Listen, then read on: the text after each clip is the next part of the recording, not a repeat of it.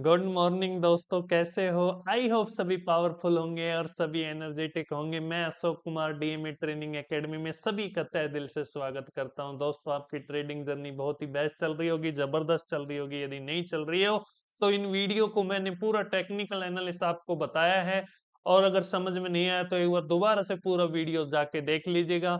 अपन ने last time में trade line की बात की थी कि किस प्रकार से ट्रेड लाइन को ड्रॉ करते हैं, किस प्रकार से ट्रेड लाइन को मनाते हैं। मैंने प्रैक्टिकल भी आपको लगा के बताया था कौन सी वैलिड ट्रेड लाइंस होती है, कौन सी वैलिड नहीं होती है, कौन सी कंफर्म ट्रेड लाइंस होती है। सारी डिटेल मैंने आपको बताई थी। आज मैं आपको बात कर रहा हूं कि ब्रेकआउट क्या होता है। मार्केट में बहुत सारे ब्रेकआउट, लेकिन अपन ब्रेकआउट की तो बात कर रहे थे, सपोर्ट रेजिस्टेंस में भी किया था, ट्रेड लाइन में भी किया था, लेकिन ये स्पेशल एक टॉपिक है ब्रेकआउट का। आज मैं आपको यहाँ पे बताने वाला हूँ। A breakout occurs when the price breakout from some kind of consolidations of trading range। क्या होता है कि मार्केट एक रेंज के अकॉर्डिंग फंसा होता है, मार्केट एक रेंज के अंदर होता है, और उस रेंज को जैसे ही बाहर निकलता है तो उसको कहते हैं ब्रेकआउट। मार्केट यदि ऊपर की तरफ जाता है तो उसको क्या कहते हैं? ब्रेकआउट। और मार्केट नीचे की तरफ जाता है तो उसको क्या कहते हैं? ब्रेकडाउन। इतनी सी बात का याद रखना है कि मार्केट कोई भी एक ट्रेडिंग रेंज में फंसा होता है, एक फिक्स प्राइस के बीच में फंसा होता है, उसके बाद में जैसे ही उसको ब्रेक करता है तो इसका मतलब मार्केट अब ब्रेकआउट कर रहा है, उसको कहते हैं breakout. A breakout can also occur when specially price level such support and resistance level हो सकता है, पिवोट पॉइंट हो सकता है, ट्रेड लाइंस हो सकती है, चार्ट पैटर्न हो सकता है। जब भी ब्रेकआउट होता है तो ब्रेकआउट किस किस के अंदर हो सकता है? सपोर्ट के अंदर हो सकता है, रेजिस्टेंस के अंदर हो सकता है, या फिर कोई पिवट पॉइंट हो सकता है, या फिर कोई ट्रेड लाइन हो सकती है, या फिर कोई भी चार्ट का पैटर्न हो सकता है। हो सकता है कि वो एक चैनल के अंदर मार्केट घूम रहा हो, उसके बाद में ब्रेक कर रहा हो। तो कुछ भी हो सकता है। सपोर्ट एंड रेजिस्टेंस के बीच में एक सपोर्ट और एक रेजिस्टेंस है, उसके बाद बीच में मार्केट रोटेट कर रहा हो और उसके बाद में उसको ब्रेक कर रहा हो, तो उसको कहते हैं ब्रेकआउट।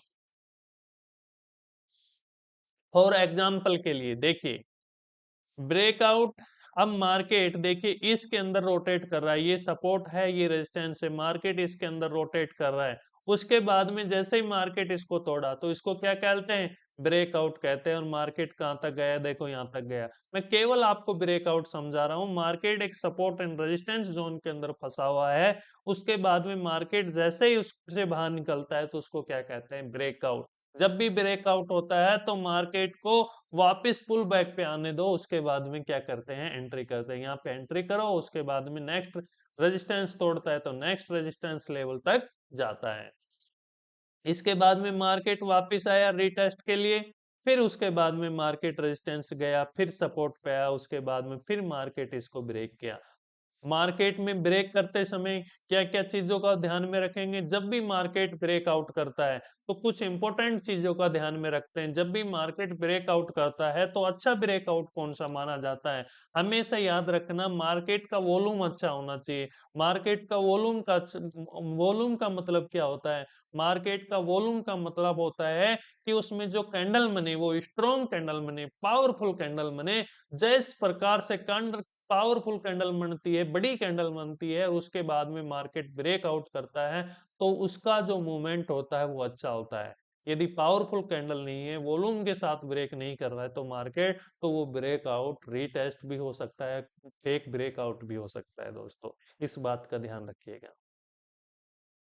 नेक्स्ट देखिएगा। अब देखिए ये एक लाइन थी, अब मार्केट इसको ब्रेक किया। देखो मार्केट का जो प्राइस है वो क्या एक ही रेंज के अंदर घूम रहा है, मार्केट एक ही रेंज के अंदर घूम रहा है। उसके बाद में मार्केट ने क्या किया? इस प्राइस को तोड़ा। जैसे ही इस प्राइस को तोड़ा, अब नीचे की तरफ जब भी प्राइस तोड़ता है तो उसको क्या कहते हैं? ब्रेक डाउन कहते हैं। जैसे ही ब्रेक डाउन मार्केट हुआ तो उसके बाद में देखिए मार्केट कहां तक आया।